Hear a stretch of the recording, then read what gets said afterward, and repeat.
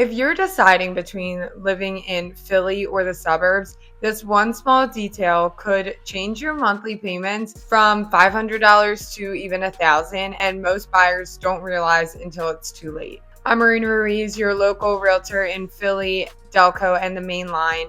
And one of the biggest mistakes that I see buyers making is only looking at the purchase price and completely ignoring property taxes. Today, I'm going to be breaking down Philly taxes versus the taxes out in the suburbs. I'm going to be going through actual numbers so you can decide what makes sense for you. Your property taxes directly impact your monthly payments. It's not just the price of the home. Two homes at the same price in different locations can have wildly different monthly payments. This is where a lot of buyers get tripped up because they think they can afford $700,000 out in the suburbs when maybe they were originally looking in Philly and running monthly numbers, and get a sticker shock when the lender or I run estimated monthly payments and they see taxes included in their monthly payments when we now are looking at examples out in the suburbs. So this is how property taxes work in Philly. It's pretty straightforward. Your property taxes in Philly are based on your home's assessed value from the city of Philadelphia, and the office is referenced as OPA. The current property tax rate is roughly 1.4% of the assessed value. So let's break that down in real numbers. If you're buying a property that's about $400,000, your property taxes are going to be about $5,600 for the year. So that's roughly about $466 a month. Now, Philly does have something called a tax abatement. You'll see it as a huge selling point for a lot of new construction homes and homes that have been recently renovated. A tax abatement is usually a 10-year window that basically saves you money on your taxes. There are two kinds of tax abatements right now. Pre-2021, if you bought a new construction or a recently renovated home that had a tax abatement, you were only paying taxes for the assessed value on just the land. So people were paying about $500 in taxes for 10 years.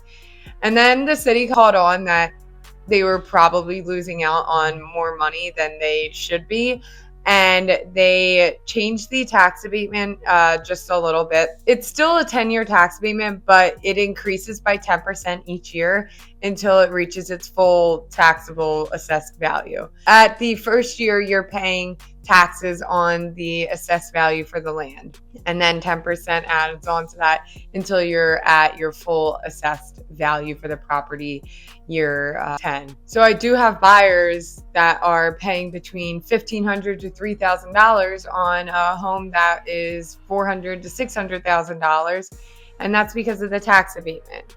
A huge trend that you want to look out for is that a lot of people will try to sell their home at year 6 or 7 or 8 with a few years left on the tax abatement, because it is such a huge selling point, because people can save money. You always want to double check what the status is on the tax abatement.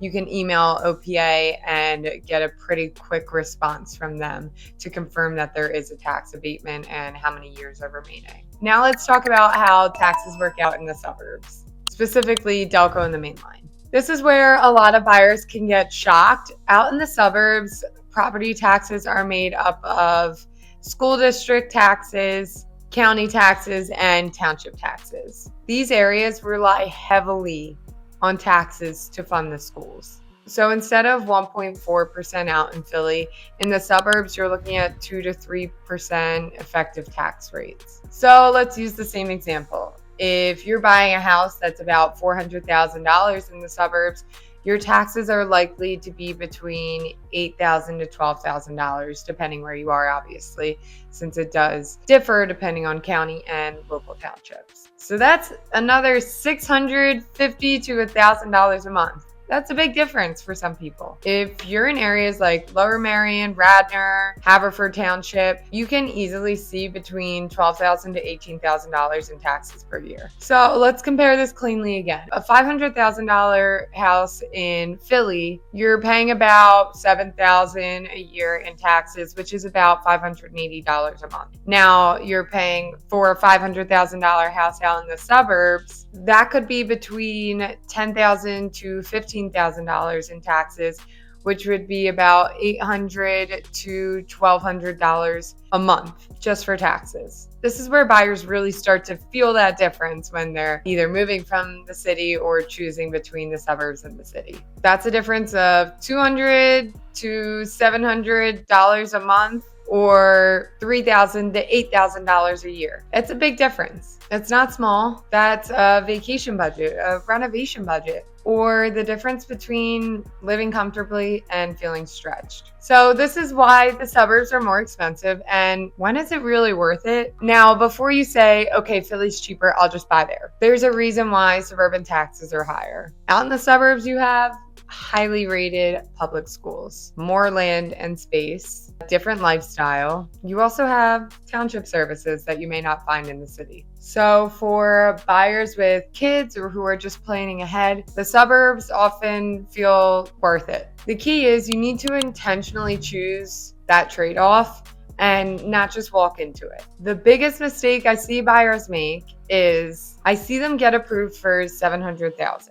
They start shopping in the suburbs, they fall in love with the house, and then we run the full monthly numbers with taxes included, and it's about $800 to $1,000 more a month than they were expecting. Now they're either over budget or forced to pivot to neighborhoods that they weren't originally looking for. This is all avoidable.